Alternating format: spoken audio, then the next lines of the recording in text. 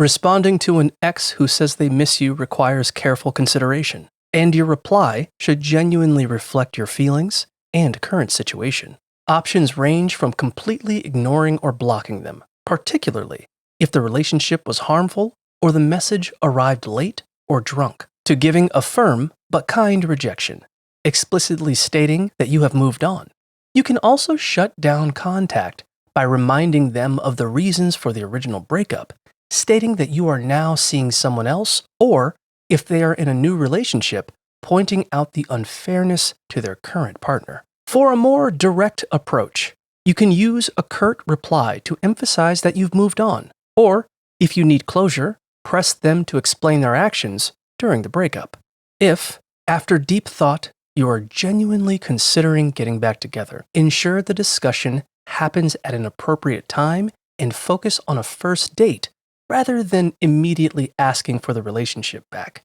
keeping in mind the need to avoid repeating past mistakes.